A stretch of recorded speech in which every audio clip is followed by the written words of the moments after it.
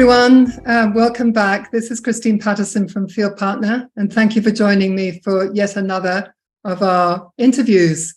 And today I'm really happy to introduce to you Mary Ho, who is the International Executive Leader of All Nations International, a global Christian missions organization. In her current role, Dr. Ho provides leadership and direction for All Nations, which has grown to 4 hubs with 400 cross-cultural workers in more than 40 countries. So Mary, thank you so much for being willing to do this. I know you do have an awful lot of calls on your time, so I really appreciate you giving us this hour to be with us now. Thank you. I'm delighted to be here. Thank you. So let's start at the beginning. Let's start with your roots. I understand that you were born into a Taiwanese diplomatic family and you lived all over the world. So what was that like for you? And when and how did you come to faith? So yes, I was born in Taiwan, then grew up in Philippines, in Swaziland, which is now Eswatini, New Zealand. Spent many summers in Indonesia, and then came to the US for college at the age of 17. And I was really blessed that in the first semester in college, I encountered Jesus and started following him. It was, of course, really rich culturally, growing up in so many countries, but it was actually really hard. And so by the time I came to the US as a college student, I had suffered from many years of bulimia, which is a eating disorder. But the day I surrendered my life to Jesus, I was totally unchurched. I didn't know Jesus could heal, but he just sovereignly healed me and delivered me from bulimia without me asking. I just remembered going back to my dormitory and thinking, wow, I've had a really good day. Not binging and purging, and then it was 2 really good days and a really good week, a really good month.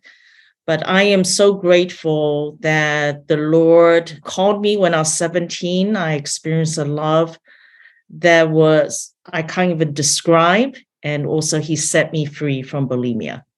Amazing. What a wonderful story. Just without any other intervention, just directly. No, I didn't ask for it. I feel it was the sovereign goodness of the Lord to save and deliver.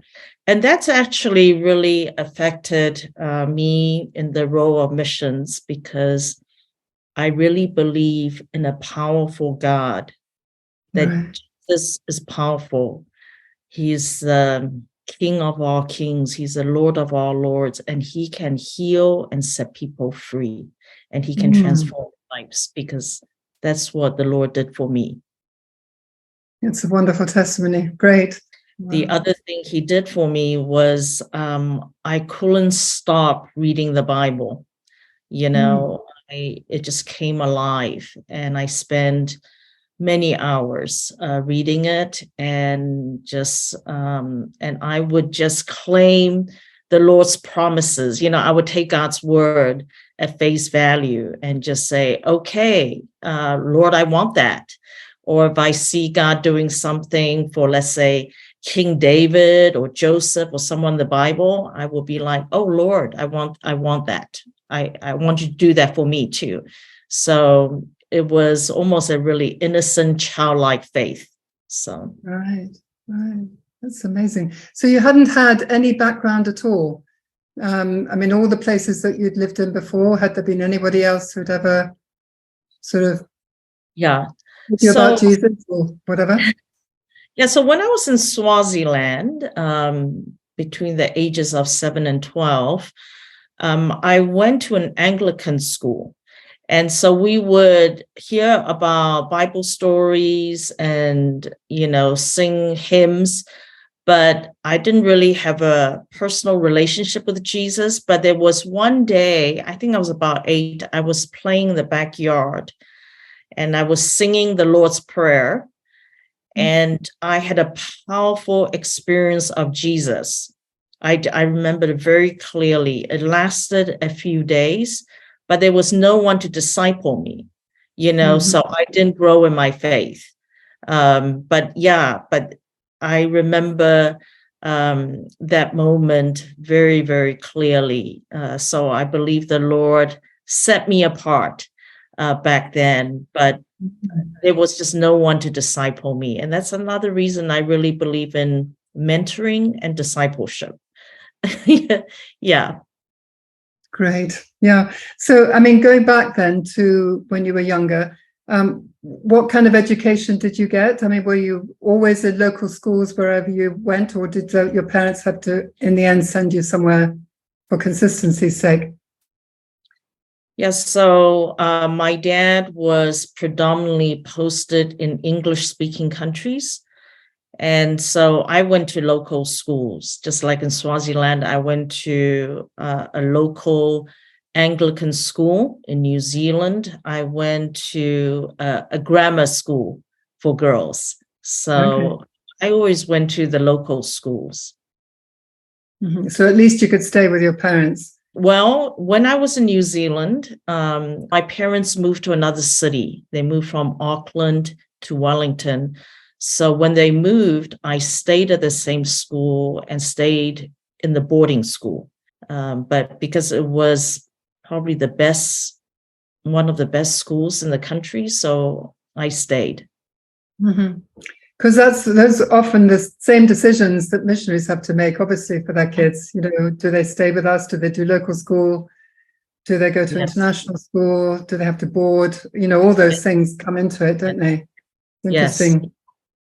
And also, I mean, as such, you are also a third culture kid like I am, because yes, of your experience of living outside of your passport country. So those are very interesting dynamics that come into life, don't they? Yes, and most third culture kids, they are bicultural. But of course, in my case, we move around not only from country to country, but from continent to continent. And so, as I said, it was a rich experience, but it really was not easy to grow up that way.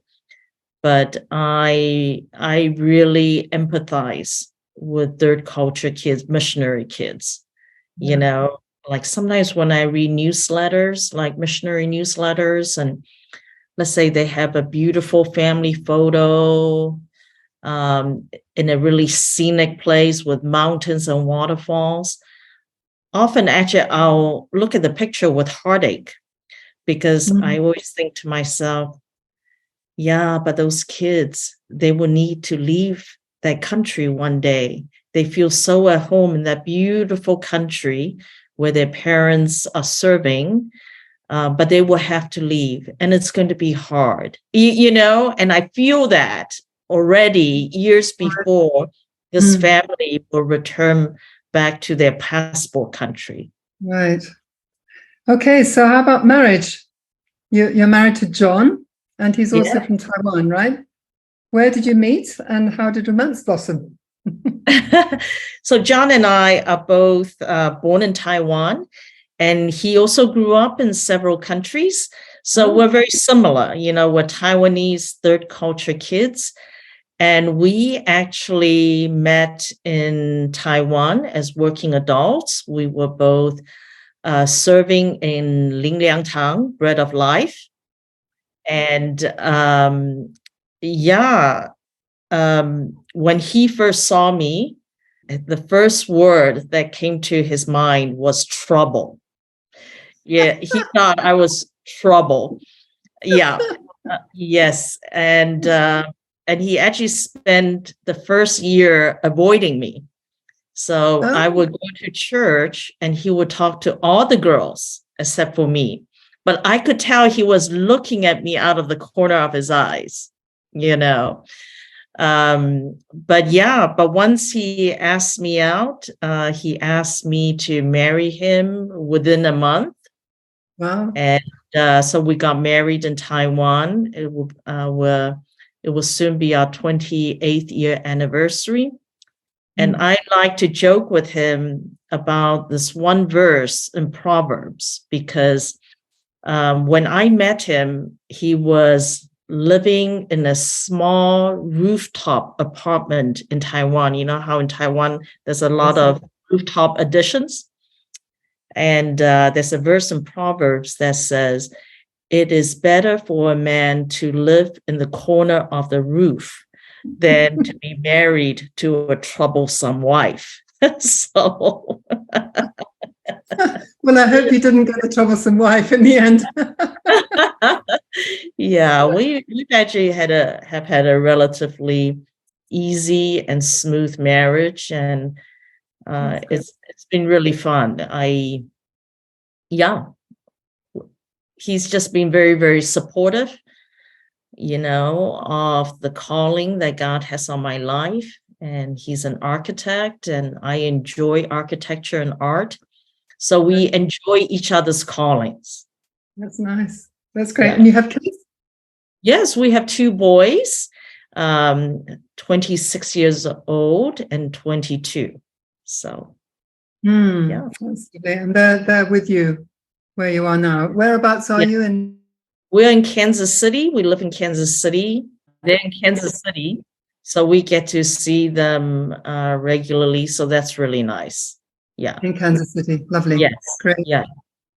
So then we come to your call to missions. I looked at the website, and it said that you worked in World Vision in Taiwan to begin with, and then you moved to Hong Kong and worked with Jackie Pullinger amongst the poor and addicted. So that sounds like a really rich history, an amazing background. Can you unpack some of the threads of that for us? So when I got married, or when I came back from Taiwan, to Taiwan, I was actually working for the Taiwan government, the Government Information Office, as an editor and writer. And then when I got married, the opportunity came up to work for World Vision Taiwan. And I think I was about 29 at that time, and I couldn't articulate it at that time, but I was really drawn to World Vision. And I think I did not articulate at that time that there is a hunger in my heart for the nations. And it wasn't until later the Lord just spoke to me and said, "I have raised you up in the nations for the nations. I have put you as a stake in the nations." But back then I couldn't articulate it. I just know I was drawn to serve the nations. And then when we moved to Hong Kong, I worked part-time for World Vision Hong Kong, because by then I had 1 son. And we visited many churches, and we were really drawn to the churches that came out of Jackie Pullinger's ministry, because for us, they really are the real deal. Like the people from Jackie's church, if you walk about Hong Kong, and Hong Kong has a lot of homeless and beggars, the people who are sharing food, sharing water, bringing the homeless back to their homes, they are usually from Jackie's church. And her church also has a lot of former addicts, former prostitutes, a lot of elderly. And in fact, the Holy Spirit just really moved so powerfully to set people free that the Hong Kong government refers cases, to her. Yeah. And I just remember when we first visited one of her churches, every time the worship starts, and it's a little bit chaotic because of the kind of people that go there. But as soon as a worship starts, my husband, John, would just weep, because he could just sense the Father's pleasure. And I think we were just really humbled to be in those churches. I thought we were mature Christians because we've been in leadership But gosh, I have never met anyone like the people in that church that really serve the marginalized the way they do.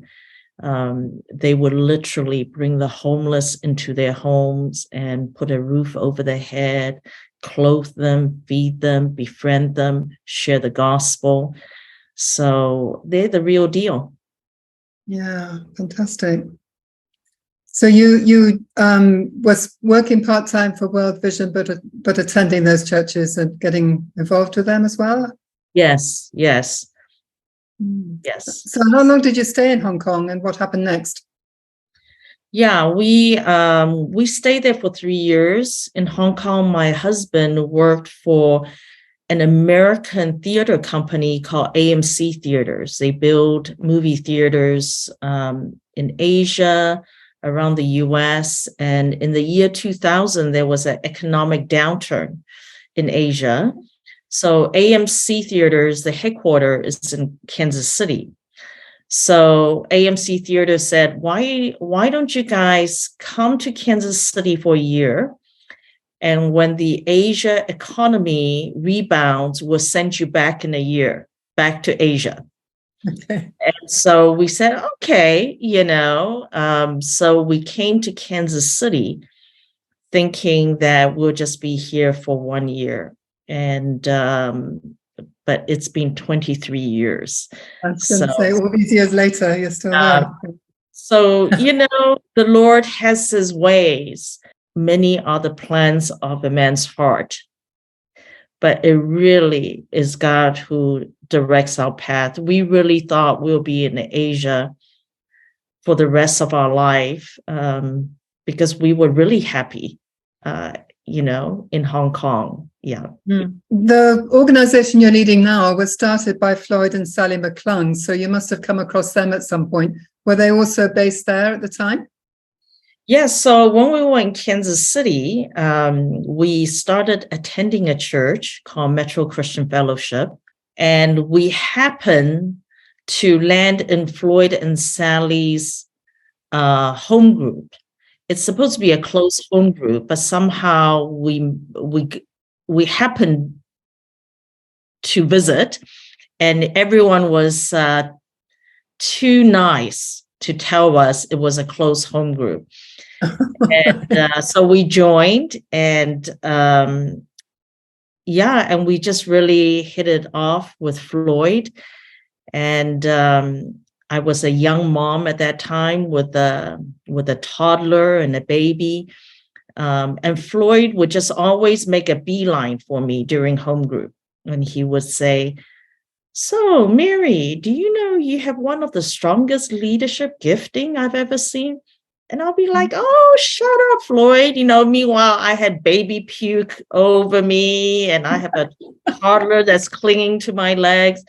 And then he just did not give up. The next week, he will make a beeline for me again and say, "Hey, Mary, you have a leadership gifting." And I'll be like, ah. Yeah, so that's how we met Floyd and Sally McClung. And at that time, we were not in missions, but because John and I are from the nations, and you know how birds of a feather flock together. So we became good friends with pretty much all the missionaries in our nations, the ones who were back on furlough, the ones who were on staff, we would have them in our home. So that's how it all started.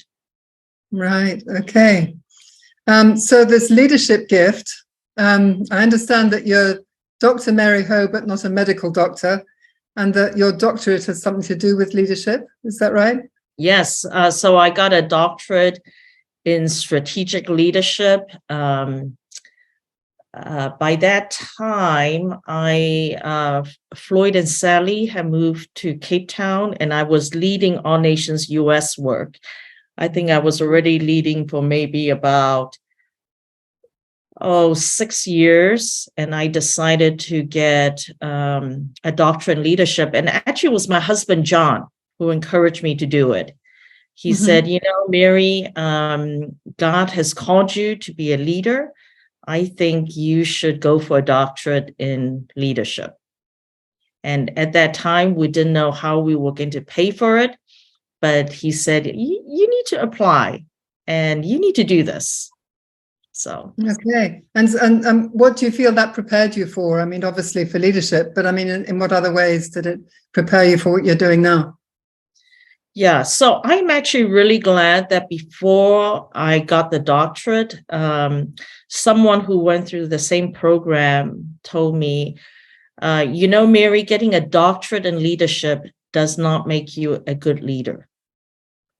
It teaches you a lot about leadership. And I would say that is so true. So I think the doctorate gave me a framework to understand leadership, and it gave me words to articulate leadership.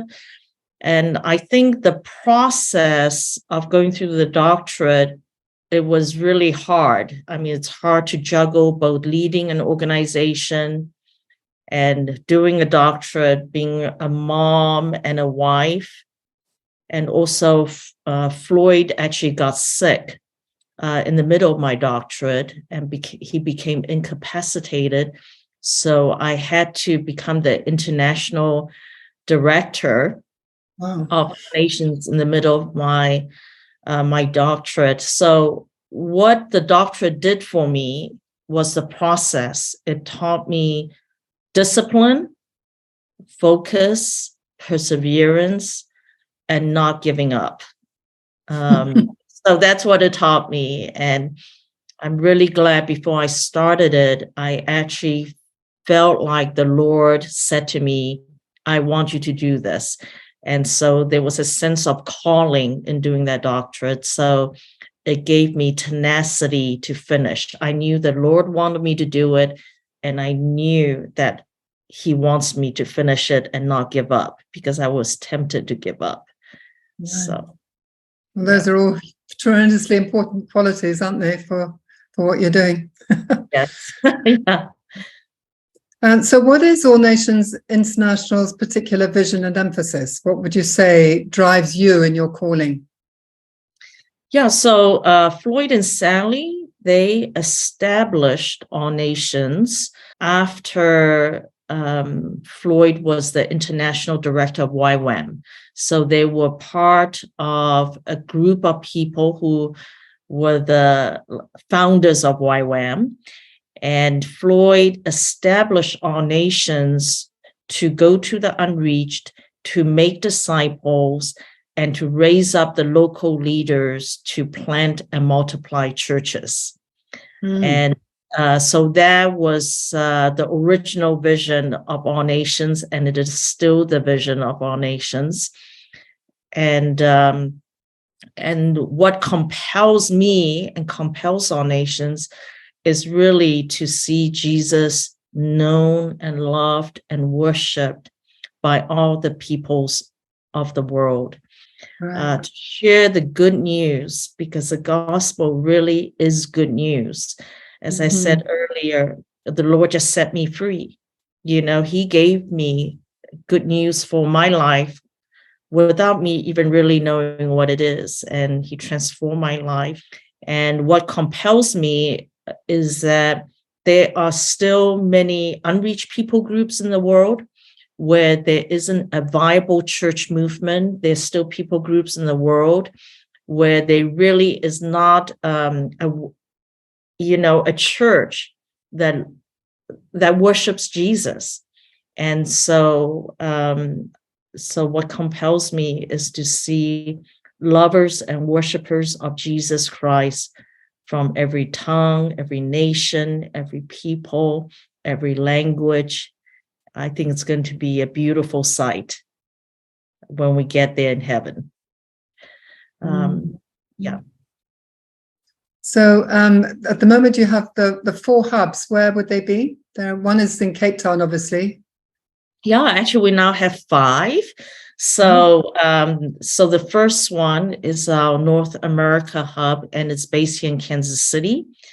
And then Floyd and Sally, they founded a second hub in Cape Town in Southern Africa, which has trained and sent out a lot of our African workers, and also workers to different parts of the world. And then in the last 4 years, we've established a few more hubs, one in Hamburg, Germany, to mainly serve the Muslim diaspora and the Muslim refugees, and now Ukrainian refugees. And then we also established one in East Africa, in Kampala, Uganda, which is now sending workers as well. And a year ago, we just established a Chinese-speaking hub in Taiwan, in Tainan. And we're so excited that there's no longer any quarantine rules in Taiwan because we can now train and begin to send, and people can come in and out of Taiwan. That's great. Okay, so let's go on to the next question then. What excites you most as you consider the generation in which we're living? And what kind of people are being drawn into your mission hubs? And then what kind of training do they receive? Yeah, so I would say our nations, we tend to draw kind of the hardcore long-term workers. So we tend to not attract the short-termers, but we tend to attract those who want to go to the least reached or the unreached on a long-term basis. And that's a kind of training we provide. So anyone who wants to be part of our nations has to do our flagship training called CPX. It stands for Church Planting Experience. And they can take the training without joining our nations. But in our training, it is it's very specific. It equips our people to go cross-culturally to the unreached, to share Jesus stories. We really impart in people the art of storying, because no one wants to be preached at, right? But to tell stories from the Bible in a way that engages people in their felt needs. And we equip people to make disciples. How do you actually make disciples? How do you actually find persons of peace? How do you actually, raise up the local leaders to plant a church? How do you multiply churches? And our end goal is to unleash church planting movements, also known as disciple making movements, among the least reached. And so we also train people how to do that. And we train people in basic cross-cultural skills, like how do you learn a language? How do you cope with culture shock? How do you go cross-culturally? And what we found is even though our training is excellent, we found many years ago that we were not bearing the kind of fruit we wanted until we started the coaching piece. So now we follow up our training with a 9-month internship for people to put into practice what they learned during training. And when people go to the field, they are given a coach who coaches them, who remind them of what they learned and help them to troubleshoot and pray with them and come alongside of them. So that's what we have found, that training and coaching together is really, really effective.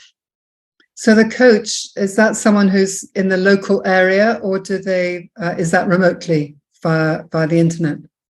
Yeah, so sometimes it's remotely and sometimes it's in person.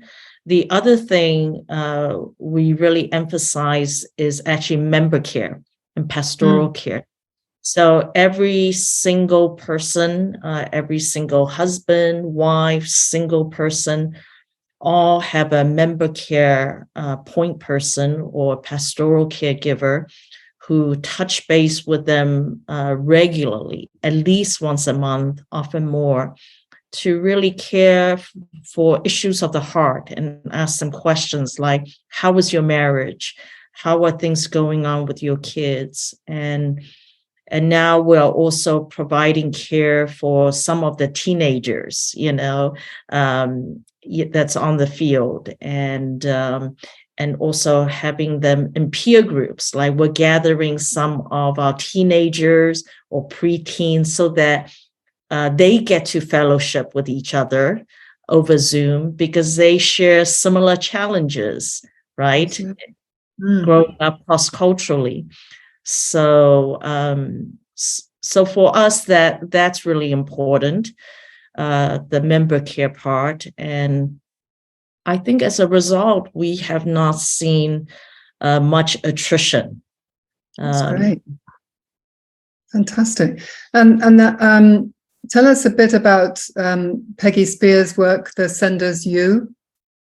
Yes, because that's more focused on sending churches, isn't it? But I think that's also a very strategic piece. Yes. So several years ago, we noticed that almost all the missions training is for the goers. And there's really no missions training for those who send. And yet God has called every single one of us to be part of his Great Commission, right? But not all of us are meant to be goers. Some of us are meant to be mobilizers, senders, teachers, trainers, carers, but we're all part of God's incredible mission in the nations. And so Peggy developed a training that she calls Senders U. U stands for university, Senders University, to really equip the whole church to be on mission for the whole gospel, right? And because, sending well is not just the missions pastor's job. God is calling the entire church, young and old, men or women, to be part of his mission in the nations. And so Senders U it's usually 2 days or 1.5 days. And we go to churches and we equip the churches to send well, and we equip the whole church. And it is interactive. It has a biblical foundation. It is fun. There are games, there are activities, there are exercises, and everyone can partake in the training from kids to the grandma who loves to bake cookies. So it's to mobilize the whole church for God's mission. I really love that. So tell me, it sounds like most of that is in-person training. Do you do anything that's online, or can people join in online? Yes. So we usually do it in person at the invitation of a church or a group of churches to go to their city. But during COVID, we couldn't do that. So we actually developed it online. So yes, Senders U is also available online since COVID first started. So we will be providing Senders U online regularly as well. Okay, that's great. Because my last question actually, is how we can partner with you. And we were just talking about that, weren't we? That what would that look like? And for us, the important thing is that people all over the world will be able to join in trainings online, or have some digital resource that they can take part in. So if we can, tell us what we can do to promote what you're doing, and then, we will be very, very happy to showcase everything everything that we can that you're doing. Yes. So, I really believe in kingdom partnership. I really believe in not being territorial.